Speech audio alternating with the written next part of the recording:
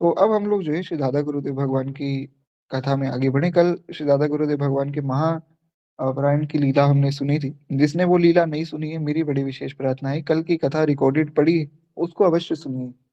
वो सुननी ही है सबको। बड़ी ही अद्भुत श्री महाराज जी के महापारायण की लीला है। हम लोग आगे बढ़ते हैं और महाराज जी की कुछ शिक्षाएं हैं, कुछ उनके जीवन से कुछ भाव हैं, वो हमें सुनने हैं। तो उसके बाद हमारा जो है फिर ये एक ग्रंथ और पूर्ण हो जाएगा। बड़ी कृपा है श्री ठाकुर जी की कि देखिए, यहाँ हम कथा तो सुन ही रहे हैं, साथ के साथ हमारे जो इस प्रकार से अब स्वयं कोई पढ़ने बैठे ना, तो इतना नहीं पढ़ पाता है व्यक्ति। तो क्या कथा के माध्यम से हमारे ग्रंथ भी पूरे हो जाते हैं साथ में। तो ये बड़ी कृपा है भगवान की। और मेरा तो, कोई अगर ये सोचे कि मैं आपको कथा सुना रहा हूँ, तो भैया बिल्कुल भी मत सोचिएगा, क्योंकि मैं तो कुछ पढ़ता लिखता तो हूँ नहीं। तो मैं तो आप लोगों के बहाने सुन लेता हूँ। नहीं तो अगर ये कथा ना हो, तो मैं तो कुछ भी ना करूँ जीवन में, मैं तो एकदम ही घर पे केवल बैठा रहूं। खैर, एक बात है कि कल हम कुंभ जा रहे हैं, तो मलोकपीठ गुरुदेव, हाँ बिल्कुल, आप जो है अभी तो गुरुदेव भगवान 12 फरवरी तक हैं। तो 12 फरवरी तक महाराज जी वहीं रुकेंगे कुंभ में। तो कोई बात नहीं, आप मुझे व्हाट्सएप पे मैसेज कर दीजिएगा। मैं आपको सारी डिटेल्स दे दूंगा कि महाराज जी का कहाँ पर है शिविर। तो आप आराम से जाइए, प्रेम से वहां दर्शन कीजिए। और जो महाराज जी के परिकर में होंगे ना लोग, उनसे कह दीजिएगा कि हमें महाराज जी का दर्शन करना है, तो वो दर्शन भी करवा देंगे। बड़े प्रेम से आपको दर्शन हो जाएंगे, क्योंकि वहाँ सब गुरु भाई ही हैं। पर बात ये है कि कुछ लोग जो है थोड़ा सा व्यवस्था में लगे हुए हैं, तो उनसे अभी व्हाट्सएप आदि पर मैं बात कर नहीं पा रहा हूँ। नहीं तो अगर बात हो पाई तो मैं उनको कह दूंगा, आपको वैसे दर्शन करवा देंगे। अजय ठाकुर जी कृपा करेंगे तो दास को भी सौभाग्य मिलेगा, देखते हैं। जब तक कथा चल रही है, तब तक तो महाराज यहाँ है। और जिस दिन कथा का 2-4 दिन के लिए विश्राम हो, तो समझ जाइएगा कि हम भी कुंभ पहुंच गए। खैर, एक बार प्रेम से बोलिए भक्त वत्सल भगवान की जय।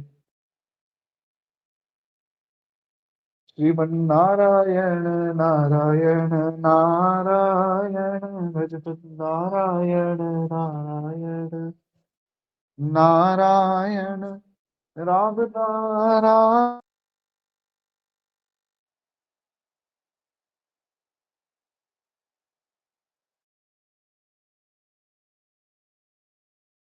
नारायण, लक्ष्मी नारायण नारायण नारायण, भजमन नारायण भजमन नारायण, श्रीमन्नारायण नारायण नारायण। भक्त वत्सल भगवान की जय। तो खैर, हमने जो है महाराज जी के चरित्र में कल महापरायण की लीला तो सुनी थी। उसके बाद जो प्रिया प्रियतम मिलन महोत्सव है, थोड़ा सा उसके विषय में हमें चर्चा करनी है। तो पहले एक बार वो सुन लेते हैं, उसके बाद फिर हम आगे बढ़ेंगे। कहते हैं, संतों भक्तों की नित्य लीला में प्रवेश करने के पश्चात महोत्सव मनाने की प्रथा है। हमने इस पर कल भी चर्चा की थी कि जब संत और भक्त जाते हैं, तो उसमें कोई रोने धोने की तो बात है नहीं, वो तो बड़ी प्रसन्नता की बात है। तो कहते हैं, श्री ठाकुर जी की नित्य लीला सेवा तथा उनका अखंड सानिध्य, यही भक्तों की चिर अभिलाषा है, जिससे इस लोग की यात्रा को संपूर्ण करके फिर वे भगवान के धाम में पहुंचते हैं। जो भी धाम, जिसका भी जो भाव बने। कोई कहे कि हम तो साकेत जा रहे हैं, कोई कहे बैकुंठ जा रहे हैं, कोई कहे हम तो जी गोलोक जा रहे हैं, कोई निकुंज जा रहा है, एक ही बात है, सब भगवान के धाम ही है। तो कहते हैं, महापुरुषों के इस महोत्सव को निष्ठा एवं संप्रदाय भेद से अनेक नामों से माना जाता है। किसी संप्रदाय में उसको किसी नाम से मान लेते हैं, किसी संप्रदाय में कहीं उसको निकुंज गमन कह दिया, कहीं प्रिया प्रियतम मिलन महोत्सव कह दिया। इस प्रकार से एक ही बात है, बस नाम अलग अलग दिए जा रहे हैं। तो कहते हैं, महापुरुषों के इस महोत्सव को बड़े प्रेम से मनाया जाता है। महाराज जी का ये महोत्सव, ये प्रिया प्रियतम मिलन महोत्सव जो है, इस नाम से दिनांक 19 जून से 25 जून 2006 तक श्री मलूक पीठ में आयोजित किया गया। अब अगर आपको याद हो, हमने कल सुना था 31 मई के दिन महाराज जी का महापरायण हुआ, यानी कि 1 जून की सुबह ब्रह्म मुहूर्त में। और वो भी वेदों के, जो वेदों की पंचमी थी उस दिन पे। बड़ी विशेष महाराज जी की जो महापरायण की लीला है, बड़ी विशेष है। क्योंकि महाराज जी का जिस दिन महापरायण हुआ है, वो दिन बड़ा अद्भुत है महाराज। कोई सामान्य दिन नहीं, बड़ा ही सुंदर दिवस।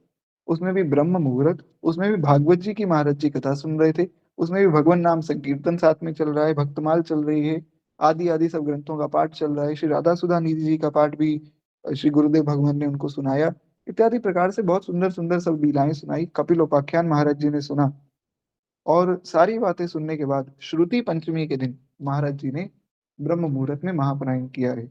और बड़ा अद्भुत महापरायण हुआ महाराज जी का। तो कहते हैं इस प्रकार से महाराज जी का ये जो महापरायण 1 जून को हुआ, तो लगभग लगभग 17 जून से 25 जून को फिर महाराज जी का ये प्रिया प्रियतम मिलन महोत्सव मनाया गया।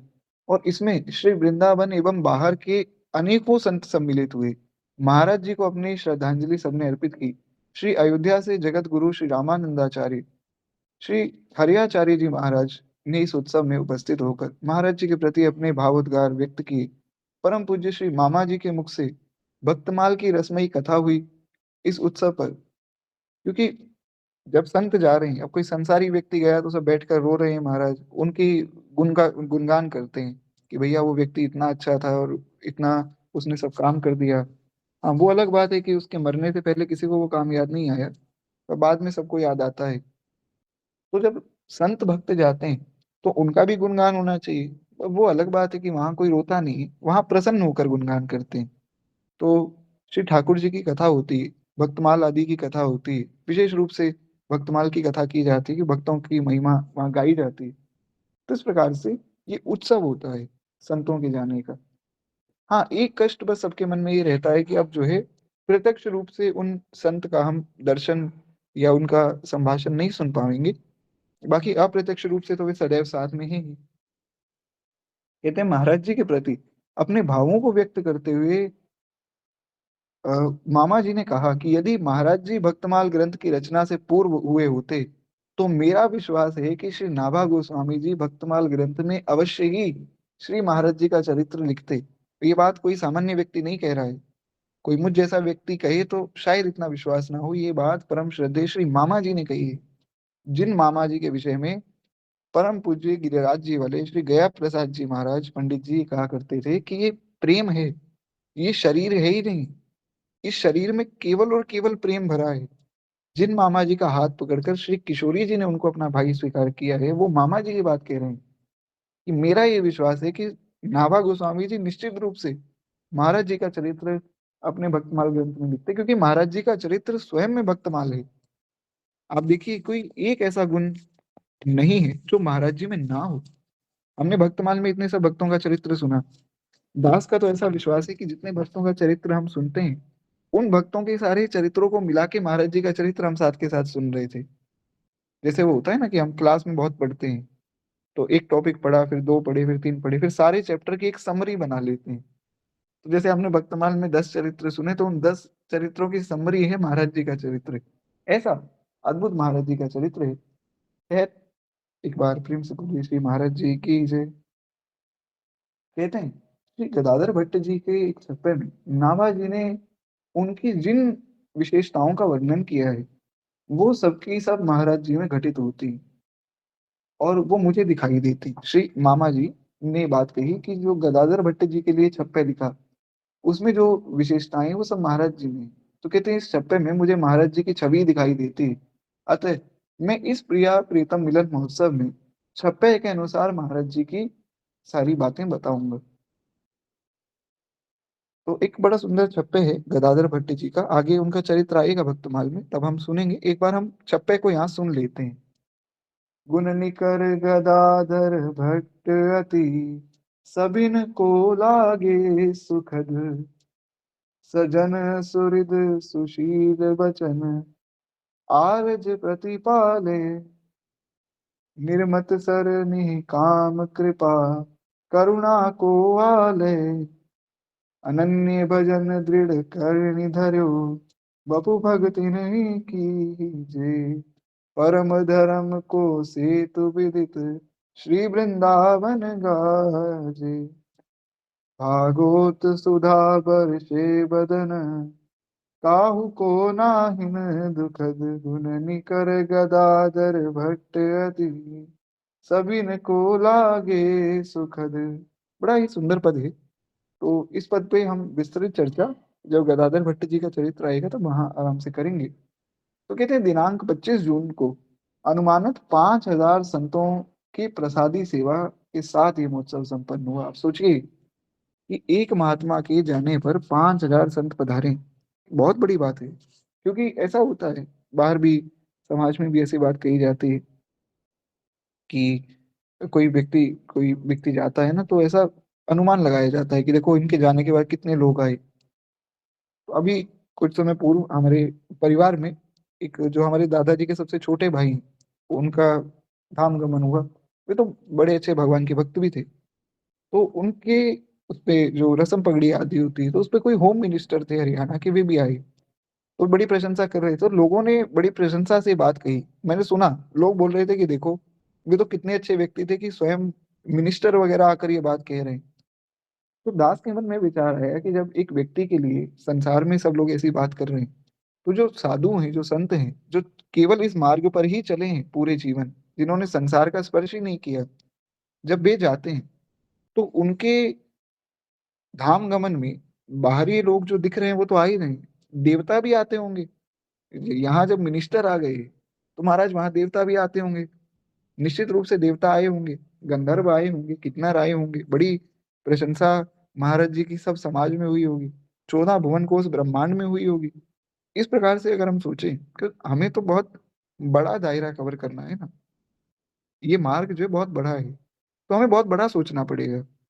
तो इसमें थोड़ा सा और अगर हम भाव करें, अपने अपने भाव की बात है, दास के भाव में, दास के मन में ये भाव आया गुरु कृपा से कि महाराज जी का जब धाम गमन हुआ तो स्वर्ग में भी चर्चा चली होगी कि भैया इस प्रकार से इस मृत्यु लोक पे एक महान संत भगवत स्वरूप आए और आज उनका धाम गमन हुआ। स्वर्ग में भी उत्सव मनाया गया होगा, ब्रह्मलोक में भी उत्सव हुआ होगा, शंकर जी ने तो निश्चित रूप से उत्सव मनाया होगा। तो भगवान के धाम में तो उत्सव है ही। जब कोई धाम जाता है तब तो भगवान तो उत्सव मनाते ही मनाते हैं। वहां तो बड़ा प्रेम से स्वागत होता है, बढ़िया हार लेकर भगवान खड़े होते हैं, भगवान रोते हैं और रोकर उस जीव को हृदय से लगाते हैं, जैसे किसी पिता को बहुत समय बाद उसका खोया हुआ बालक मिल जाए, वैसे ही भगवान को तो उनका जीव मिल जाता है, तो भगवान उसको हृदय से लगाकर रोते हैं महाराज। तो इस प्रकार से वहां भी चर्चा चली होगी। तो महाराज जी का जो ये भंडारा है उसमें केवल 5,000 लोग नहीं थे, उसमें अनंत लोग थे। बस वो है कि हमें दिखे नहीं, वो बात है। महाराज जी तो महाराज जी हैं। तो इस प्रकार से महाराज जी का प्रिय प्रिया प्रियतम मिलन महोत्सव हुआ। कहते हैं ओरछा में भी संकल्पित आश्रम की स्थापना हुई। भक्ति मती श्री महारानी गणेश देवी की भक्ति से प्रसन्न होकर श्री राजा राम सरकार अयोध्या में आकर ओरछा में विराजमान हुई। ये कथा हम सुन चुके हैं। आगे भक्तमाल में भी इसकी कथा आएगी। जो श्री गणेश देवी जी है ना, इनकी कथा आगे आएगी। जो राम राजा सरकार है ना अयोध्या, उसमें ओरछा में वो मंदिर बना, उसमें भगवान जब आकर विराजमान हुए तो उसमें विशेष भूमिका श्री महारानी गणेश देवी जी की है। सब भक्तों के भाव से भगवान आते, जैसे गोपाल भट्ट जी ने भाव किया तो महाराज श्री ठाकुर जी जो है प्रकट हो गए राधा रमन जी के रूप में। रूप गोस्वामी जी ने भाव किया तो गोविंद देव जी के रूप में आ गए। हरिवंश महाप्रभु ने भाव किया तो महाराज राधा वल्लभ लाल जी आ गए। तो इस प्रकार से सब संतों के भाव से भगवान प्रकट होते हैं। तो कहते हैं कि गणेश देवी जी जो हैं, गणेश देवी जी के भाव से श्री राम राजा सरकार आए, तो राम राजा सरकार वहां विराजे। ये कथा हम आगे इसकी जो पूरी विस्तृत कथा है वो वर्तमान में सुनेंगे। कहते हैं कि उनके दर्शनार्थ यहाँ देश के विभिन्न अंचलों में संत भक्तजन आते रहते हैं। दूसरी ओर ओरछा के एक पर्यटक स्थल के रूप में भी ओरछा बड़ा प्रसिद्ध है। यहाँ भी जो है मध्ययुगीन इमारतें एवं राजा महाराजाओं की स्मारक आदि चिन्ह वो सब भी बने हुए हैं। तो लोग इधर उधर खोजते खाजते यहाँ आ जाते हैं। टूरिस्ट प्लेस भी इसको माना गया है। और खुजराहो नामक एक स्थल है जो कि ओरछा से विकास पर्यटन केंद्र के रूप में ही ओरछा में ही स्थित है। तो खुजराहो आदि को देखने भी लोग आते हैं। बड़ी संख्या में भारतीय एवं विदेशी नागरिक इस प्राचीन स्थल को देखने के लिए यहाँ आते हैं। पर्यटक स्थल के रूप में यहाँ पर होटल, अतिथि गृह आदि सब सुविधाएं भी हैं। टूरिस्ट प्लेस है तो सब कुछ है ही, स्वाभाविक सी बात है। तो कहते हैं ओरछा में भी यही स्थिति है। श्री राम राजा सरकार के दर्शन के लिए आने वाले संतों को यहाँ रुकने के लिए कोई सुव्यवस्था नहीं थी। संत आते थे, दर्शन करते थे, पर अब किसी का मन हो रुकने का तो वहां रुकने की जगह नहीं थी। तो श्री महाराज जी का ओरछा धाम के गहन भावनात्मक संबंध था।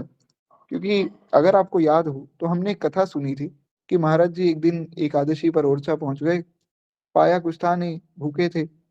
तो उस कारण से श्री महाराज जी फिर ओरछा जाकर लेट गए। तो ओरछा में स्वयं भगवान ने राजा राम नाम के ब्राह्मण का रूप धारण किया और भगवान ने उनको भोजन पवाया है 2 दिन। एकादशी और द्वादशी को पारण भी भगवान ने करवाया। तो महाराज जी का बड़ा एक आत्मीय प्रेम था ओरछा से। तो कहते हैं कि उन्हें अपने विरक्त जीवन का प्रारंभ श्री राम राजा सरकार की कृपा से ही किया था। और जिस कृपा का अनुभव उनको हुआ वो हम पूर्व में सुन चुके हैं, जैसा अभी हमने सुना। कहते हैं महाराज जी का ये विचार था कि ओरछा में संत सेवा करने वाला एक आश्रम स्थापित किया जाए, जिससे यहाँ आने वाले अभ्यागत संतों को कोई भी अभाव या कोई भी इस प्रकार से असुविधा ना हो। तो आपकी इच्छा के अनुसार वहाँ भूमि का निर्माण किया गया, सारा कार्य प्रारंभ कर दिया गया। परंतु आश्रम के उद्घाटन से पूर्व श्री महाराज जी का नित्य लीला में प्रवेश हो गया था। तो इसके 1 वर्ष के पश्चात उनकी स्मृति में उस आश्रम को बनाया गया, संत सेवा के रूप में वहाँ शुभारंभ हुआ और अभी भी वो आश्रम वहाँ चल रहा है। तो इस प्रकार महाराज जी के इस भाव को भी पूर्ण किया गया। क्योंकि महाराज जी जैसे जो संत हैं वे जन कल्याण के लिए ही आते हैं। आप देखें, अगर आपको याद हो, हमने कथा सुनी थी कि एक कोई बड़े सिद्ध व्यक्ति थे जो श्री गोवर्धन जी में रहते थे। तो उन्होंने बताया था कि महाराज जी मैं गोवर्धन जी में किसी गुफा में चला गया, मुझे समझ ही नहीं आया ये कौन सी गुफा है। और वहां जाकर मैंने देखा तो लाखों लाखों करोड़ों करोड़ों सालों से, कई कई युगों से, कई कई कल्पों से कुछ महात्मा उस गुफा में बैठकर भजन कर रहे हैं। और उस गुफा में आपकी चर्चा चल रही थी। ये मैंने स्वयं सुना। तो महाराज जी कोई साधारण व्यक्ति नहीं थे। अब वो कौन थे तो खैर हम क्या जाने, ये तो ठाकुर जी जाने या वे जाने। पर वे जिस कारण से आए थे वो कारण यही था कि जन कल्याण हो, सबका कल्याण हो। जो साधु स्वभाव का व्यक्ति है उसके मन में सबके प्रति सबकी सेवा का भाव रहता है। जो स्वार्थी लोग हैं वो किसी की सेवा नहीं कर पाते। तो संत बड़े परमार्थी, संत का नाम ही परमार्थ है। तो इस कारण से यहाँ ये संतों के लिए उन्होंने बढ़िया सुंदर आश्रम बनाया। कहते हैं आधुनिक भक्तमाल जगत के पितामह पंडित श्री जगन्नाथ प्रसाद भक्तमाली जी का पुण्य स्मरण पूर्व में किया गया है। हमने पूर्व में पंडित जी की कथा सुनी थी, आपको याद होगा। पंडित जी पहले एक टीचर थे, फिर भक्तमाल पढ़ने लगे, फिर इधर वृंदावन आके रहने लग गए पूरे परिवार के साथ। फिर पंडित जी ने भक्तमाल पढ़ानी शुरू कर दी। तो ये सब बातें हम सुन चुके हैं। हाँ बिल्कुल, बड़ी अच्छी बात है, आपको पूरी कथा याद है। तो खैर एक बार प्रेम से बोलिए भक्त वत्सल भगवान की जय। इस प्रकार से जो है आप लोग कथा को बड़ा अच्छे से स्मरण करते हैं। तो क्या है, बड़ा आनंद आता है कथा सुनाने में भी। खैर कहते हैं श्री पंडित जगन्नाथ प्रसाद भक्तमाली जी के प्रति आपका गुरु भाव था। महाराज जी उनको अपने गुरु के रूप में मानते थे। आप महाराज जी की कथाएं भी सुनेंगे ना कभी, तो मैंने जो आपको भक्तमाल कथा का लिंक भेजा था उसमें आपने सुना होगा महाराज जी अपने मंगलाचरण में श्री जगन्नाथ प्रसाद भक्तमाली जी महाराज की जयकार गुरु रूप में ही करते थे। कहते हैं आपकी इच्छा थी कि पूज्य भक्तमाली जी के नाम पर एक सत्संग भवन बनाया जाए, श्री धाम वृंदावन में ही बनाया जाए। तो इसके लिए पूर्व प्रयास किए गए थे किंतु कोई योजना बनी नहीं। अतएव श्री महाराज जी की पूर्व आज्ञा के अनुसार श्री मलुक पीठ में ही नवनिर्मित विशाल सत्संग भवन बनाया गया। उसको ही पंडित श्री जगन्नाथ प्रसाद भक्तमाली जी सत्संग भवन नाम दिया गया।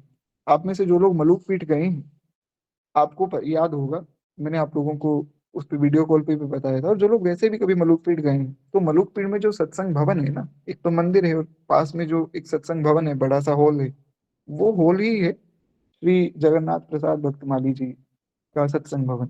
उनके नाम से वो बनाया गया है। तो कहते हैं श्री निम्बार्क संप्रदाय के यशस्वी आचार्य जगत गुरु श्री निम्बार्काचार्य श्री श्रीजी महाराज के कर कमलों से इस सत्संग भवन का लोकार्पण भी हुआ था। और एक छोटा-सा प्रसंग बस और है, फिर यहाँ से जो हमारी कथा का जो ये भाग है, ये पूर्ण हो जाएगा। फिर अंतिम जो भाग है, संस्मरण एवं प्रेरक प्रसंग, वो फिर हम सुनेंगे। तो एक छोटा-सा भाव, नभ उड़ाहि नहीं पावहीं अंतर। कहते हैं भगवत प्राप्त अमलात्मा विमलात्मा महापुरुषों के मन वाणी व शरीर से होने वाले समस्त क्रियाकलाप अपने भीतर गूढ़ आशय को लिए होते हैं। वे क्या बात किस समय कैसी किस भाव में कर रहे हैं वो हम नहीं समझ पाते हैं। कहते हैं स्थूल पृष्ठभूमि पर वे दिखाई अवश्य देते हैं, किंतु उनका अति सूक्ष्म भगवत राज्य में प्रवेश होता है।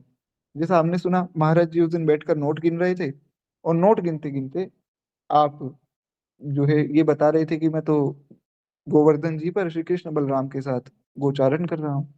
तो महात्मा कब किस भाव में हो ये हम नहीं समझ सकते हैं। जैसे श्री प्रेमानंद बाबा की कथा मैंने सुनी थी, उसमें एक सत्संग में मैंने देखा, किसी व्यक्ति ने कहा कि मैं आपकी कृपा से आपको जान पाया हूँ। उन्होंने कहा कि बच्चा तुम हमें कहाँ जान गए, हमें जान गए तो हमारे समान हो गए, हमें नहीं जान पाओगे।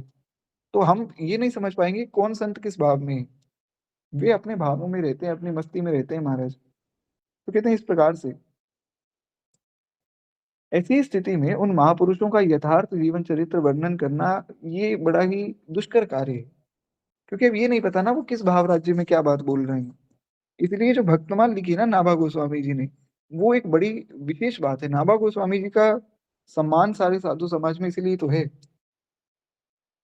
बार बार पदबंधों श्री नाभा आभाएन, बार बार पदबंधों क्यों? क्योंकि नाभा जी ने वो कार्य कर दिया जो और कोई नहीं कर सकता था। सब आए महाराज, व्यास जी आए, वाल्मीकि जी आदि आदि सब भक्त आए, सबने भगवान का चरित्र लिखा, उसमें भक्तों की कथा भी लिखी, अच्छी बात। पर नाभा जी ने सारे भक्तों की कथा लिखी, तो उसमें कौन भक्त किस भाव में है, वो क्या उनका भाव राज्य है, ये जान पाना बड़ा कठिन है। नाभादास जी ने वो समझा, फिर कथा लिखी, तो बहुत बड़ा उपकार उन्होंने समाज पर किया है। श्री नाभा गोस्वामी जी की बड़ी कृपा है सब पर। और उसमें भी विशेष बात, उसमें कोई संप्रदाय का आग्रह नहीं रखा कि हम तो जी रामानंदी हैं तो हमारे संप्रदाय के नाम से ग्रंथ, ऐसा नहीं। उन्होंने सबके लिए भक्तमाल का दरवाजा खोल दिया, कोई किसी संप्रदाय का हो, संप्रदाय भी छोड़िए, कोई शैव हो, कोई गानपत्य हो, कोई शाक्य हो, कोई भी हो, या कोई महाराज चांडाल भी हो, जो किसी भी भजन साधन से किसी संप्रदाय परंपरा से दूर है, वो भी भक्तमाल को पढ़े तो उसका कल्याण हो जाए। तो इस प्रकार से नाभा गोस्वामी जी ने बड़ी कृपा की है। तो कहते हैं कि महाराज जी का पावन चरित्र इस कोटि का है कि उसको हम ना तो समझ सकते हैं और ना ही जान सकते हैं। तो इसलिए जो अनुभव दास को हुआ, यानी कि श्री गुरुदेव भगवान बता रहे हैं कि जो दास को अनुभव हुआ, जो हमने देखा, जो समझा, उस हिसाब से हमने अपने दृष्टिकोण से कथा को लिख दिया। तो इसमें कोई ये ना समझे कि पूर्ण रूप से महाराज जी का चरित्र है, क्योंकि हरि अनंत हरि कथा अनंत। और उसमें भी विशेष रूप से बात ये है कि महाराज जी ने तो अपने भाव में लिखा, महाराज जी तो महाराज जी, लेकिन मुझ जैसा जो एकदम ही दीनहीन व्यक्ति है, तो वो यहाँ बैठकर आपको कह रहा है, तो जो दास की समझ में आया गुरु कृपा से, तो यहाँ कह दिया गया। तो आप ये समझिए कि अति सूक्ष्म चरित्र अभी हमने समझा है। अभी हमने जो चरित्र सुना है ना इतने समय में, वो बड़ा ही सूक्ष्म चरित्र है। महाराज जी का वास्तविक चरित्र क्या है वो तो महाराज जी जाने। कहते हैं उनके वास्तविक स्वरूप को कौन समझ सकता है। इन पंक्तियों का लेखन अपने भीतर ऐसी योग्यता अनुभव नहीं करता है। कहते हैं महाराज जी के जीवन चरित्र का वर्णन यह प्रयास उसी प्रकार से है जैसे अनंत आकाश में पक्षी अपनी सामर्थ्य के अनुसार उड़ता है, किंतु संपूर्ण शक्ति लगाकर भी वो आकाश में एक छोटे से अंश को भी पार नहीं कर पाता है। बचपन में ऐसा मेरे मन में आता था कि इतना बड़ा आकाश है, इस आकाश के ऊपर क्या होगा। तो फिर जब ऊपर कोई पंछी उड़ता था तो मुझे बताया गया कि जो बाज है, जो ईगल है, वो सबसे ऊपर उड़ता है। तो मैं सोचता था शायद वो तो पूरे आसमान को देखता होगा। पर बात ये है कि महाराज जी बता रहे हैं कि वो पक्षी जो अनंत आकाश में उड़ने की कोशिश कर रहा है, वो पूरा जोर लगा दे तो भी अनंत आकाश को नहीं नाप सकता है, उसके एक छोटे से भाग को नाप सकता है। बस वैसे ही हमने जो चरित्र सुना है ये ऐसा ही है, अनंत आकाश है। और ये सबके ही चरित्र में ऐसा, भगवान के चरित्र में भी ऐसी ही बात है, महाराज जी जैसे महापुरुषों के चरित्र में भी ऐसी ही बात है। उनको हम कहाँ समझ पाएंगे। यह रस तो अति अमल है, कयो बुद्धि अनुमान, पंछी उड़े आकाश को, जाहि शक्ति प्रमाण। इस प्रकार से भाव कहा गया। तो बड़ा सुंदर ये भाव है। अब देखिए, जैसा कि मैंने कहा था कि हम लोग प्रयास करेंगे कि कल तक, मतलब आज तक, हमारा ये पूरा ग्रंथ पूरा हो जाए, पर नहीं हो पाएगा क्योंकि क्या है, कुछ भाव और हैं। तो अब इतने विस्तार में जब सुन रहे हैं तो पूरा ही भाव अच्छे से सुनना चाहिए। तो कल एकादशी पर भी ये महाराज जी का चरित्र पूर्ण हो जाएगा। ये मतलब ग्रंथ एक तरह से हमारा ग्रंथ पूर्ण हो जाएगा। फिर हम दूसरा ग्रंथ शुरू करेंगे परसों से। तो एक छोटा सा भाव और सुने, बस केवल 5-10 मिनट आप लोग मुझे और दीजिए, तो कुछ 2-3 छोटे भाव सुनकर फिर हम वाणी को विश्राम देंगे। निवृत्ति का कहते हैं कि महाराज, बाहर श्री सीताराम विवाह महोत्सव बक्सर की श्री भक्तमाली जी महाराज मंच पर विराजमान थे। एक सज्जन मंच पर उपस्थित अनेक आदरणीय संत जनों को लांघते हुए आगे बैठने की लालसा से बढ़े। इसी क्रम में वे जब श्री महाराज जी को लांघ कर आगे निकले तो यह अशिष्टता पूज्य श्री मामा जी से नहीं सही गई। उन्होंने कहा कि भैया, तुम बड़े ही अशिष्ट हो, तुम बड़े बड़े संतों को लांघ कर आगे बैठ रहे हो। अरे भैया, तुम इस मार्ग को समझे ही नहीं। क्यों? आप भगवान के पास आगे चले गए, आप संत के पास आगे चले गए, उससे कोई बहुत बड़ी बात नहीं है। बड़ी विशेष बात है। ये बातें हालांकि सबके सामने कहने की नहीं है, पर चलिए भाव बना है तो कह देता हूँ। आप अगर किसी संत का दर्शन करने जा रहे हैं और आप उनके सामने जाकर बैठ गए, तो उसमें कोई अच्छी बात है, बहुत अच्छी बात है, पर वो कोई ऐसा सोचे हम कि बस ये तो हमने सब कुछ हासिल किया, नहीं। संत ने आपको पहचान लिया, और अगर आप पीछे खड़े हैं और संत आपको आगे बुला लें, तब वास्तव में जो है माना जाएगा कि हाँ, आपने संत की आज्ञा को माना है। ये बात मैं नहीं कह रहा हूँ कि मुझे तो इन सब बातों का कुछ भान ही नहीं, मुझे तो कुछ पता ही नहीं। एक हमारे बड़े गुरु भैया हैं, उनसे एक दिन चर्चा हुई, किसी विषय पर चर्चा हो रही थी। तो जैसा मैंने बताया था कि मेरे जीवन में कुछ प्रश्न होता है तो मैं केवल उनसे पूछता हूँ। तो मैंने उनसे कुछ प्रश्न किया था, तो उस बात बात में उन्होंने एक और बात बताई। बोले, लाला, जब हम महाराज जी का दर्शन करने जाते हैं ना, तो हम एकदम पीछे छुप जाते हैं। हमें बड़ी जो है लाज लगती है कि महाराज जी इतने बड़े जो है संत हैं और हम तो कुछ भी नहीं है उनके सामने। पर महाराज जी इतनी कृपा करते हैं, इतनी कृपा करते हैं कि हमें अगर वे देख लें कि ये आए हुए हैं वृंदावन में, तो हमें हाथ पकड़कर आगे बुलाते हैं। तो ये वास्तव में जो है आपके प्रेम का प्रमाण है। मान लीजिए आप श्री ठाकुर जी के यहाँ पहुंच गए निकुंज में, या जो भी जैसा भी भाव है, जिस भी धाम में आप गए, आप पीछे खड़े हो गए और भगवान ने बुला लिया कि आओ भैया, तुम आगे आओ, तब वास्तव में आपके प्रेम का प्रमाण जो है सिद्ध होता है। खैर, ये सब बड़ी अंदर की बातें हैं संतों की। एक बार प्रेम से बोलिए भक्त वत्सल भगवान की जय। अब क्या है कि इतना सुंदर ये आज वातावरण बना है, बड़ी सुंदर सुंदर कथाएं हुई हैं। तो ठीक है, आप सब वैसे भी भक्त वैष्णव जन हैं, सबके सामने बात कही जा सकती है। कहते हैं वे मंच के नीचे, महाराज जी मतलब श्री मामा जी को ये बात ठीक नहीं लगी, तो मंच के नीचे एक स्थल पर मामा जी खड़े थे। वहीं से उन्होंने डांटते हुए कहा कि अरे, आप क्या जानते हैं और आप हैं कौन? इनके समक्ष विद्यार्थी की श्रेणी में बैठने योग्य भी आप नहीं हैं। हम नहीं है, और यहाँ जितने भी लोग बैठे हैं ये महाराज जी के सामने विद्यार्थी बनने योग्य नहीं है, और तुम भैया इनको लांग कर आगे जा रहे हो। तुम हो कौन? महाराज जी ने अभिमान रहित चित्त से, उनको तो कोई शोक था नहीं, महाराज जी तो आराम से बैठे रहे, उनको तो कोई ऐसा कष्ट हुआ ही नहीं। तो आपने जो है शांत भाव से श्री मामा जी को कहा कि भैया, क्या हो गया? अरे, सब है भूमि गोपाल की है, या मैं खटक कहाँ? ऐसा महाराज जी ब्रज भाषा में बड़ी छोटी बात कहते थे, पर बहुत बड़ी बात कह देते थे। ये तो अभी तक आपने उनके चरित्र में समझ ही लिया होगा कि महाराज जी बहुत ज्यादा नहीं बोलते थे, बहुत कम, अल्पभाषी, और जितना बोलते थे उसमें सब बोल देते थे। ये भगवान का गुण है। भगवान का रामचरित श्रीमद् वाल्मीकि रामायण में भगवान ने कहा माता कैकेयी को कि माँ, रामो द्विर्ना विभाषते। राम एक बात को 2 बार नहीं बोलता है। एक बार जो बोल दिया, बहुत सोच समझ के बोल दिया, और दूसरी बार बोलने की आवश्यकता ही नहीं। उसमें और भी भाव है कि भगवान बहुत कम बोलते हैं, और बहुत कम ही बोलना चाहिए, बहुत ज्यादा नहीं बोलना चाहिए, बहुत कम, शांत रहना चाहिए। साधक की प्रवृत्ति एकदम गंभीर होनी चाहिए। हम इधर उधर व्यर्थ की चर्चा में लगे हुए हैं, बोलते जा रहे हैं, बोलते जा रहे हैं, तो वो भजन पचेगा नहीं आपसे। बहुत शांत गंभीर रहना चाहिए। तो महाराज जी ने केवल छोटी सी बात कही कि भैया, सब भूमि गोपाल की है, यहाँ में खटक कहाँ? आप जो है इनसे कुछ मत कहिए, कोई बात नहीं, जहां बैठना चाहे बैठने दीजिए। महाराज जी की सहज ये जो निर्विकारता है, इसको देखकर मामा जी गदगद हो गए। उनके मुख से पंक्तियां निकली, कबहू कहो यह रहनी रहूंगो। बड़ा अद्भुत भाव है। अब ये जो पंक्तियां हैं, ये मैं आपको बता देता हूँ, ये विनय पत्रिका में एक गोस्वामी जी का पद है। और ये इतना सुंदर पद है, इतना सुंदर पद है कि इसको जितनी बार कोई सुने कम है।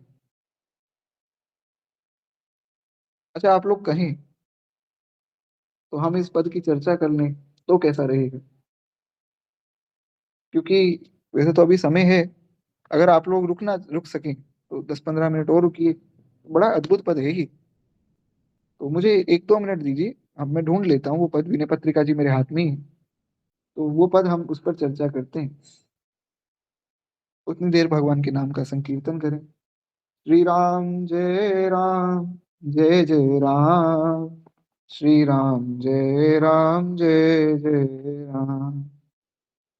जय जय श्यामा, जय जय श्याम। जय जय श्री वृंदावन धाम। श्री राम जय राम, जय जय राम। जय गो माता, जय गोपाल। भक्त वत्सल प्रभु दीन दयाल। श्री राम जय राम, जय जय राम। श्री राम जय राम, जय जय राम। श्री राम जय राम, जय जय राम। जय रघुनंदन, जय सिया राम। जानकी वल्लभ सीताराम।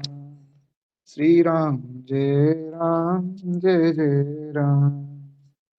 जय जय श्यामा, जय जय श्याम। जय जय श्री वृंदावन धाम। बड़े भक्त वत्सल भगवान की जय। खैर, गोस्वामी जी लिखते हैं, कब हुक हूँ यह रहनी रहूंगा। श्री रघुनाथ कृपालु, कृपाते संत स्वभाव कहूंगो। कब हुक हूँ यह रहनी रहूंगो। वो स्वामी जी कहते हैं, हालांकि इस पद पर हम बहुत विस्तृत चर्चा नहीं करेंगे, केवल एक सरल अर्थ कर रहे हैं। कहते हैं कि श्री रघुनाथ जी की कृपा से मैं कब संतों सा स्वभाव ग्रहण करूंगा। कब वो दिन आएगा जब मैं संतों के जैसा स्वभाव मेरे अंदर आ जाएगा। गोस्वामी जी की जो विनय पत्रिका है ना, ये इतना सुंदर, इतना मधुर ग्रंथ है, क्योंकि रामचरितमानस गोस्वामी जी ने लिखी जन कल्याण को। विनय पत्रिका गोस्वामी जी के निजी पत्र हैं। जो आंतरिक एक भाव होता है ना संत का, वो कोई नहीं जानता है, पर गोस्वामी जी ने वो लिख दिया। गोस्वामी जी ने पत्र लिखे भगवान को, श्री राम जी को पत्र लिखे। अब वो उस पत्र में उन्होंने क्या लिखा होगा, वो या तो राम जी जानते हैं या गोस्वामी जी जानते हैं। पर गोस्वामी जी इतने कृपालु हैं, इतने कृपालु हैं कि उन्होंने वो पत्र भी प्रकाशित कर दिए कि लो तुम भी पढ़ लो, और तुम पढ़ के समझ लो जितना समझ सकते हो। इसलिए जो है गोस्वामी जी की पूरे संत समाज में बड़ी प्रशंसा है। सबने अपने भाव लिखे, सबने बहुत कृपा की, बात सब ठीक है। पर गोस्वामी जी ने अपना हृदय खोल कर रख दिया कि ये लो भैया, इसमें से जो ले सकते हो ले जाओ। ये संतों की कृपा है। संत रख देते हैं कि मैं क्या दे दूं, क्या कर दूं कि जिससे ये लोग समझ जाएं, भगवान की शरण में आ जाएं। तो इसलिए विनय पत्रिका तो कम से कम जीवन में एक बार सबको पढ़नी ही चाहिए।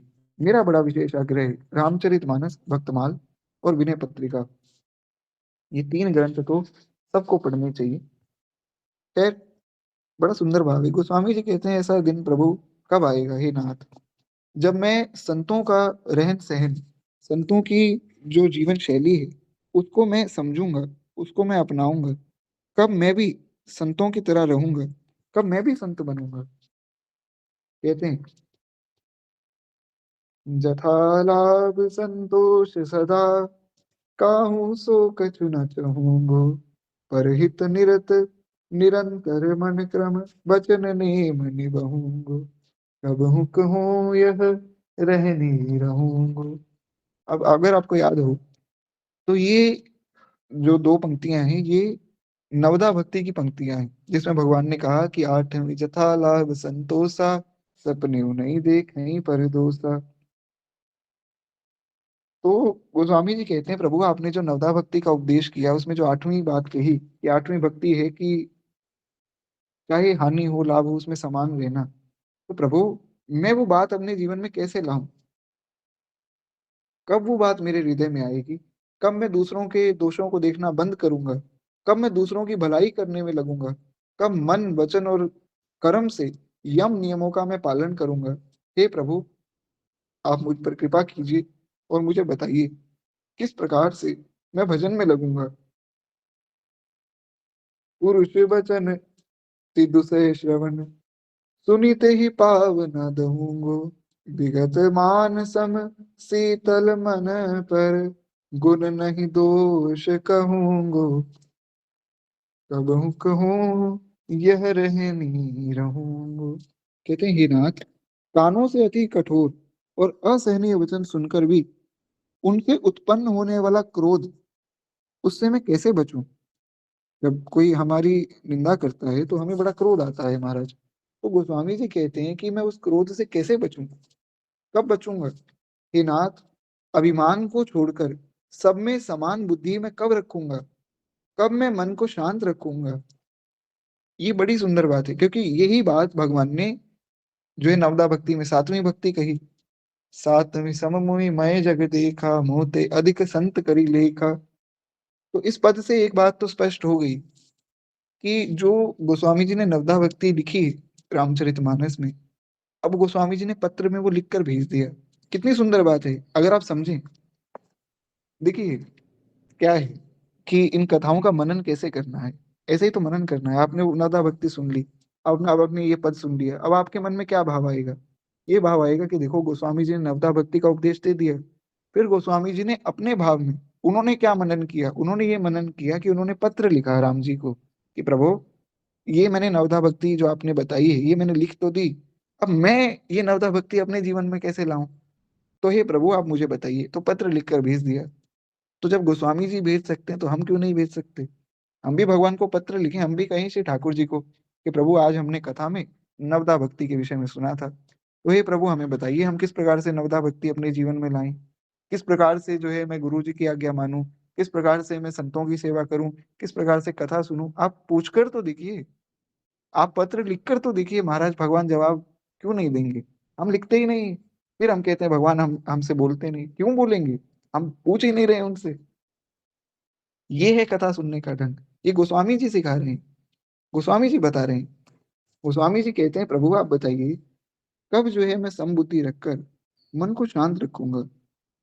कहते हैं कब जो है दूसरों के दोषों को नहीं देखूंगा, दूसरों की स्तुति निंदा आदि से मुझे कोई फर्क नहीं पड़ेगा। हे प्रभु, कब जो है मैं समान भाव में आ जाऊंगा। और अंत में बड़ी सुंदर बात कही गोस्वामी जी ने कहा, पर हरि देह जनित चिंता दुख, सुख समबुद्धि सहूंगो। तुलसीदास प्रभु यही पथ राखी, अभी चल हरि भगति लहूंगो। कबहु कहूँ यह रहनी रहूंगो। कहते हैं, हे नाथ, शरीर संबंधी चिंताओं को छोड़कर सुख दुख में समान भाव से मैं कैसे रहूंगा? हे नाथ, क्या तुलसीदास इस मार्ग पर रहकर कभी अविचल हरि भक्ति को प्राप्त कर पाएगा? गोस्वामी जी जो भगवत प्राप्त महापुरुष हैं वो ये बात कह रहे हैं कि क्या मुझे कभी भक्ति मिल पाएगी? ये है धन्यता। खैर एक बार प्रेम से बोलिए श्री गोस्वामी जी महाराज की जय। बड़ा सुंदर पद है और बड़ी कृपा है श्री मामा जी महाराज की कि उनके भाव से जो है ये पद भी हमारा हो गया। बड़े दिनों से मेरे मन में था कि इस पद पर हम चर्चा करें कभी कथा में, हो नहीं पा रही थी, तो आज हो गई प्रभु कृपा से। बस एक छोटा सा प्रसंग और सुने तो उसके बाद वाणी को विश्राम दूंगी। महाराज जी की असीम सहन शक्ति। कहते हैं सुदामा कुटी में श्री महाराज जी का निवास स्थल श्री रामानंद पुस्तकालय में रहा और महाराज जी की अनुपस्थिति में प्रायः संत वहां सहज रूप से स्वभाववशात कुछ ऐसा व्यवहार करते जो औरों के लिए आपत्तिजनक होता। एक बार महाराज जी की यात्रा से लौटने पर उनसे शिकायत की गई कि ये संत जन यहाँ बैठकर अनुचित व्यवहार करते हैं। क्यों? क्या अनुचित व्यवहार कर दिया? कहते हैं कि भांग घोटते हैं महाराज। अब भांग घोटना कहाँ तक सही है संतों के लिए? तो आखिर ये कहाँ तक सहन किया जाए? लोगों ने विरोध किया। अच्छा मैं कल भी देख रहा था कि ऐसे ही सेम टू सेम बात कल इंस्टाग्राम पे एक वीडियो आई, उसमें कुछ लोग ऐसा विरोध कर रहे हैं कि देखो जी, ये प्रेमानंद जी महाराज निकल जाते हैं रात को 2 बजे, हमें बड़ा कष्ट होता है, हम 12 बजे घर पे आ रहे हैं तो आ नहीं पा रहे हैं। तो एक व्यक्ति ने कमेंट किया कि तुम 12 बजे घर से बाहर गए ही क्यों? मुझे बड़ा अच्छा लगा। तो लोग ऐसी उल्टी-सीधी बातें करते रहते हैं संतों के विषय में। अब यही कोई मान लीजिए कोई बड़ा फ़िल्म स्टार आ जाए, कोई नेता अभिनेता आ जाए, तब किसी को कोई दिक्कत नहीं है। महाराज जी संतों संतों को लेकर सब जनों का कल्याण करने जा रहे हैं। तो संतों के साथ में महाराज जी सबको दर्शन दे रहे हैं। सबको भगवान का दर्शन हो रहा है, लोगों को उसमें आपत्ति है। तो लोगों को रहता है कि किसी न किसी प्रकार से दूसरे का कल्याण ना हो जाए। खैर इसी प्रकार से महाराज जी से शिकायत की गई कि कहाँ तक सहा जाए, ये संतों का व्यवहार बिल्कुल अनुचित है। अच्छा मुझे हँसी आती है ये बात सुनकर कि हमने ना तो इस मार्ग को समझा, ना हम इस मार्ग पर चले और हम सीधा कह देते हैं कि जी अमुक संत गलत कर रहे हैं। अरे भैया, वो बचपन से इस मार्ग पर चल रहे हैं। वो 9-10 साल की उम्र से, 5 साल की उम्र से, 6 साल की उम्र से घर से भागकर वो सन्यास ले चुके। हम उनको समझा रहे हैं कि तुम्हें क्या करना चाहिए, क्या नहीं। वही बात हो गई जैसे भगवान की लीला सुनकर कोई कहे, "अरे! भगवान को तो गोपियों के वस्त्र नहीं चुराने चाहिए।" अरे! हम कैसे समझा सकते हैं? ये समझना है। खैर, महाराज जी तो महाराज जी हैं, तो महाराज जी को तो इन सब बातों से कोई फ़र्क नहीं है, पर ये बात ठीक नहीं। महाराज जी जो कार्य कर रहे हैं, मैं तो कहता हूँ केवल वृंदावन ही नहीं, सारी जगह पर भीड़ लग जाए। ऐसे ही महाराज जी का स्वास्थ्य इतना सुंदर हो जाए कि सारा भारत ही वृंदावन बन जाए, कितना अच्छा हो जाएगा। खैर, एक बार प्रेम से बोलिए भक्तवत्सल भगवान की जय। कहते हैं कि महाराज इस प्रकार से लोगों ने कहा कि कहाँ तक सहा जाएगा ये व्यवहार? ये संत यहाँ बैठकर बहुत उल्टे-सीधे काम करते हैं। हमारी सहन शक्ति की भी एक सीमा है। तो इस प्रकार से सारी बातें कही। तो शांत मुद्रा में महाराज जी ने कहा कि उपासना करते हो, किंतु उपासना करना आता नहीं। अरे भाई! सहन शक्ति की वाह! जय हो। धन्य है महाराज जी का भाव। महाराज जी ने कहा कि भैया तुम उपासना कर रहे हो, तुम्हें उपासना करनी ही नहीं आती। क्यों? क्योंकि महाराज जी ने कहा जब तुम ये कह रहे हो कि हमारी सहन शक्ति है और उसमें तुमने एक सीमा बाँध दी। आप समझिए, मैं एक बात आपको कहूँ कि आप जो है एक जगह पर कहीं भी भाग सकते हैं। मतलब पूरी एक मैं आपको एक लैंड दे दूँ कि इतने एकड़ में आप कहीं भी भागिए। उसमें मैं एक बाउंड्री लगा दूँ कि इस बाउंड्री से आगे नहीं भागना है। ये तो मूर्खता वाली बात हो गई। जब कहीं भी भाग सकते हैं तो बाउंड्री क्यों लगा दी? तो महाराज जी ने कहा कि भैया जब तुम उपासना कर रहे हो, तुम कह रहे हो हम सहन शक्ति हमारे अंदर है। तो ये कैसी सहन शक्ति है जिसकी सीमा है? तो इस प्रकार से महाराज जी ने उनको उत्तर दिया और श्री महाराज जी के मुख से निकला वाक्य, वो अंतर्मन में बड़ा ही चरित्र हो गया और सबने उस बात को समझा। तो वहाँ से पता लगा कि महाराज जी की जो सहन शक्ति है वो असामान्य है, उसकी सीमा नहीं है और ये बड़ी विशेष बात है। ये कैसी सहन शक्ति है जिसकी कोई सीमा हो? खैर इस प्रकार से महाराज जी ने सबको उपदेश दिया है। तो एक बार प्रेम से बोलिए भक्तवत्सल भगवान की जय। अब अगर आप लोग कहें तो एक छोटा-सा प्रसंग बस मैं और सुना दूँ, 2-3 मिनट का बस। क्या है कि कल फिर ये हमारा ग्रंथ पूर्ण हो नहीं पाएगा, मैं जानता हूँ। हम बड़े विस्तार में चलते रहेंगे, तो ये ग्रंथ कल नहीं हो पाएगा। तो एक प्रसंग छोटा क्योंकि ये जो प्रसंग है ना, देखिए जो कथा अभी तक हमने सुनी, ये सब कथाएँ महाराज जी ने स्वयं देखी, गुरुदेव भगवान ने देखी, सुनी, उन्होंने जो आस-पास संतों से पूछा, महाराज जी के गाँव जाकर पूछा, सब जगह पर पूछ-पाछ कर जो उनको सारी इन्फॉर्मेशन मिली, वो उन्होंने लिखी है। ये जो छोटे-छोटे प्रसंग है ना, इनमें से कुछ प्रसंग ऐसे हैं जो महाराज जी के अन्य शिष्यों ने कहे हैं। उसमें से नाम नहीं है, बस कुछ शिष्यों ने कह दिया कि जी हमें भी कुछ प्रसंग पता है महाराज जी के जीवन का तो हम भी बता रहे हैं। अब जैसे ये जो सहन शक्ति वाली बात है, जिस व्यक्ति को महाराज जी ने कहा होगा कि भैया तुम्हें सहन शक्ति का मतलब ही नहीं पता है। सहन शक्ति वो कैसी शक्ति है जो जिस पे सीमा लग गई। तो अब ये बात सबको थोड़ी पता है, ये तो उनको पता है, महाराज जी को पता है। तो उन्होंने आकर बताई कि आप अगर ग्रंथ लिख रहे हैं तो हमारी बात भी लिख दीजिए। नाम नहीं बताया, बात बता दी। तो ये वो छोटे-छोटे प्रसंग हैं जो साधकों को महाराज जी ने शिक्षा दी है। तो बड़ी सुंदर जो है ये कथाएँ, छोटी-छोटी कथाएँ ज़्यादा बड़ी नहीं। तो एक छोटा-सा भाव बस और सुन लेते हैं। कहते हैं महाराज जी एक बार चोमू के देहाती अंचल में कथा कहने गए। चोमू जो है जयपुर के पास में एक जगह है चोमू। तो वहाँ महाराज जी गाँव में कथा कहने के लिए गए थे। तो कहते हैं वहाँ चोमू में जब महाराज जी पधारे, तो ठहरने की कोई व्यवस्था नहीं थी। चारों ओर मिर्ची के खेत थे और संतों के उपयोग के लिए आवास कक्ष में एक कोने में कुछ हरी मिर्च रख दी गई थी कि संत अगर रहेंगे तो हरी मिर्च वहां उनके पास में रख दी गई।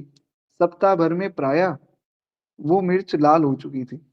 सूख जाती है मिर्चें तो वो लाल हो जाती है, शायद ऐसा ही होता है। बाकी जो माताएं हैं, उनको ज्यादा पता होगा इस विषय में। तो मिर्चें लाल हो गई। कहते वहां से चलते समय महाराज जी ने उन्हें भावपूर्ण दृष्टि से देखा और अपने परिजन को आदेश दिया कि ये मिर्च जो है अपने साथ ले लो। तो सबने कहा कि महाराज जी मिर्चों को साथ लेकर हम क्या करेंगे। बोले कोई बात नहीं, हम कह रहे हैं तुम साथ में ले लो। तो ले ली। तो वृंदावन पहुंचकर आपने वो मिर्च धोई, अमनिया करके दाल में छोड़ दी और संत सेवा के लिए प्रदत्त उन नग्न मूल्य वाली मिर्चों को संत सेवा में पहुंचाकर आपको संतोष प्राप्त हुआ। कैसी दृष्टि है संतों की, कि आपने सोचा कि ये मिर्चें यहाँ पड़ी हैं, यहाँ पड़ी पड़ी जो है ये मिर्चें बेकार हो जाएंगी, सूख जाएंगी। इससे अच्छा इनको हम वृंदावन ले जाते हैं, क्योंकि संत सेवा के लिए मिर्चें दी गई थी हमें, तो संत सेवा में लगाया जाए। तो धन्य है वो मिर्चें जो महाराज जी के हाथ लगी और संत सेवा में पहुंच गई। तो इस प्रकार से आपकी बड़ी ही अद्भुत सेवा की दृष्टि थी। हर चीज को वो सेवा से जोड़ देते, किस प्रकार से संतों की, भगवान की मैं सेवा कर दूं इस वस्तु से, यही महाराज जी का भाव रहता है।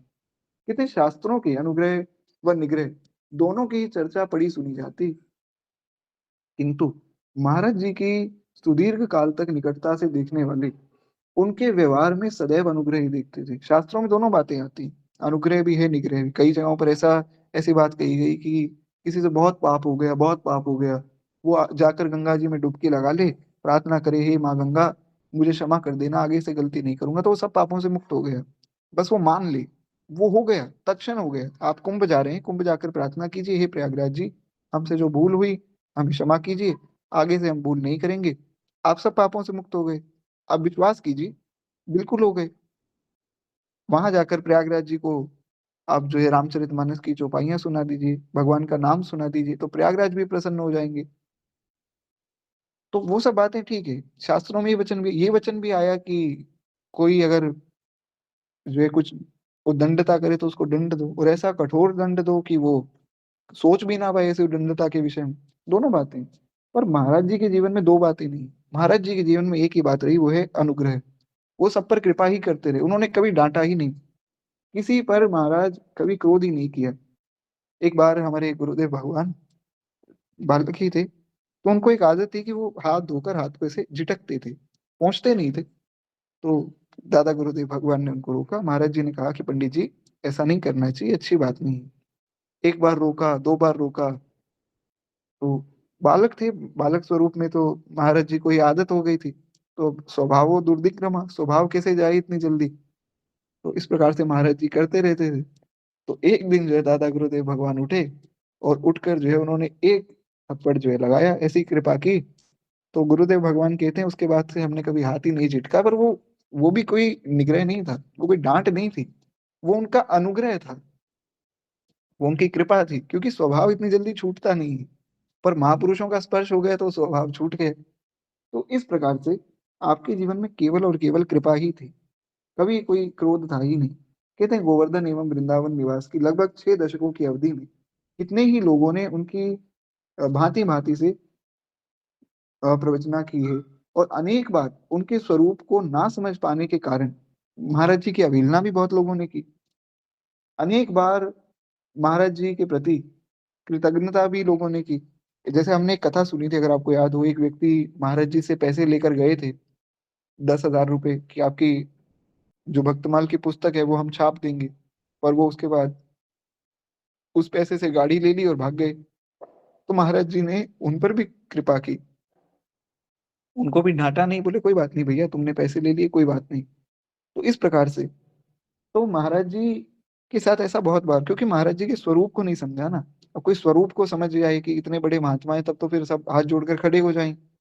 पर स्वरूप को समझा नहीं, तो उनका ऐसा बहुत सा अपमान भी किया गया लोगों द्वारा। इतना सब होने पर भी महाराज जी ने कभी किसी का निग्रह नहीं किया, अपितु सदा सब पर अनुग्रह ही किया। जिनके खिलाफ केस किया, जो उपद्रवी थे, जो महाराज जी को डराते धमकाते थे, उनके लिए बढ़िया जो है रोटी बनाकर भोग लगाकर ले जाते कि भैया देखो केस तो चलता रहेगा, तुम घर से भूखे आए होगे, तो ये लो तुम प्रसाद पालो।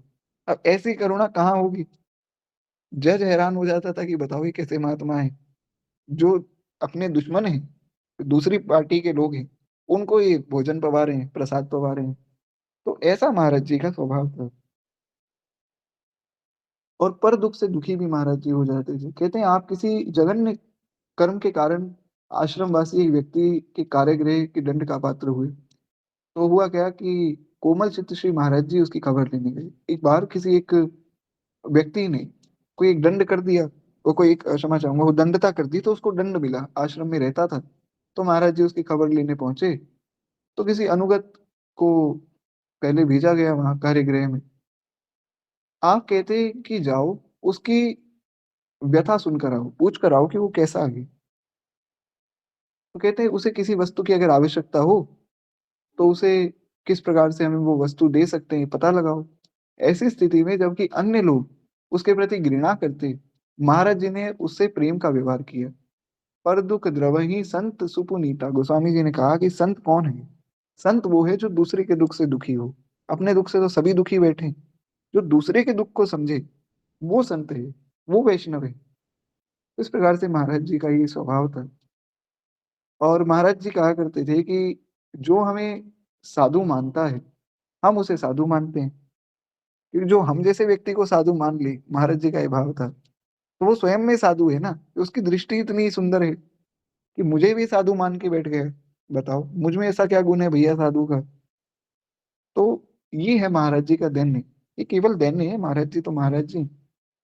कहते हैं उनके सहज स्वाभाविक दैन्य के कारण वे कभी भी अपने को साधु सम्मानित अथवा आदरणीय मानते ही नहीं थे। कोई कितना ही कहे मानते ही नहीं थे। कहते हैं उक्त वाक्यों का उनका तात्पर्य ये होता था कि मुझ जैसे व्यक्ति को भी साधु मान रहा है तो वो तो वास्तव में साधु है। और इस प्रकार से एक बार महाराज जी के किसी शिष्य ने भाव विवल होकर उनकी स्तुति करते हुए कहा कि मैं अनेक कष्टों से आपकी कृपा से बच सका हूँ आदि आदि। महाराज जी ने किंचित डांटते हुए कहा कि आप चुप रहें, मुझे अधिक सम्मान सहन नहीं होता है, तो डांट दिया। तो ऐसा महाराज जी का दिन में था। खैर, बातों बातों में हमने एक की जगह पांच प्रसंग सुन लिए, बड़ी कृपा है। एक बार प्रेम से बोलिए भक्त वत्सल भगवान की जय, श्री महाराज जी की जय। तो आप वाणी को यहीं विश्राम देते हैं, बाकी जो शेष प्रसंग है वो कल सुनकर फिर परसों से हम लोग द्वादशी से प्रयास करेंगे नवीन ग्रंथ हम आरंभ करें। बात यह है कि शायद कुछ 10 दिनों बाद, नहीं 8 दिनों बाद शायद मुझे जाना पड़े। जहां मुझे अभी जाना था ना 2 दिन पहले, वहां तो जाना हुआ नहीं। शायद 8 दिन बाद पुनः जाना हो, तो शायद विश्राम रहेगा कथा का, वो मैं आपको बता दूंगा। इसलिए मेरा ये प्रयास है कि अभी जैसे हम 8:30 बजे तक कथा सुन रहे हैं, तो ये कथा 5-7 दिन 8 दिन चलती रहे। तो उससे क्या है, हम कथा में थोड़ा सा आगे का भाग भी सुन लेंगे। तो खैर, एक बार प्रेम से बोलिए भक्त वत्सल भगवान की जय। इस धन्य नाभा भारती की आरती आरत हरे। ये भक्त भगवत की कथा सब विश्व का मंगल करे। इस धन्य नाभा भारती की आरती आरत करे। नर जाति जब माया विवश अज्ञान तम में पग गई, जन भारती आभा तभी जग जग गई जगमग गई। अज्ञान माया मोह तम की काली माँ कलई धुली। सत प्रेम समता सत्य सुख शुचि कंज कलिकाएं खिली। उलूक खल कलिमल सकल उड़गन प्रभात हो गए। तब सब पथिक सुंदर सुखद हरि भक्ति पथ को पा गए। इस भक्त माला के सकल हरि भक्त जन दाया करो। सच्ची अहिंसा भक्ति में विज्ञान दे माया हरो। इस धन्य नाभा भारती की आरती आरत हरे। एक बात मैं और निवेदन कर दूं, फिर हम जयकार करके विश्राम करेंगे। देखिए, एक भाव मेरे मन में आया कि अभी हम कल से परसों से नया ग्रंथ शुरू करेंगे। तो अगर आपको वो पढ़ना हो ना, कि जैसे ये सदगुरु चरितामृतम है, सबके पास तो नहीं होगा। तो अब कब आप वृंदावन जाएंगे, कब आप लाएंगे, तो श्री ठाकुर जी जाने। तो आपको पढ़ना है तो मलूक पीठ की जो ऑफिशियल वेबसाइट है, वहां पर बुक्स के सेक्शन में सारे ग्रंथ पड़े हैं। जिसको भी चाहिए होगा आप बता दीजिए, मैं लिंक भेज दूंगा। तो वहां से आप पढ़ सकते हैं। तो वहां पे पीडीएफ रूप में आपको मिल जाएगा। तो जो दूसरा ग्रंथ है वो भी अगर आप पढ़ना चाहें साथ के साथ में, तो आप वो डाउनलोड कर लीजिएगा। नहीं तो यहाँ तो हम सुन ही रहे हैं, किसी का ऐसा भाव हो कि किसी दिन कथा छूट गई, तो उतना-उतना भाग वहाँ से आप पढ़ भी सकते हैं या रिकॉर्डिंग है सुन भी सकते हैं। जैसा भी भाव बने, तो क्या है अच्छा रहता है। साथ में खोल कर बैठना चाहें वैसे भी बैठ सकते हैं।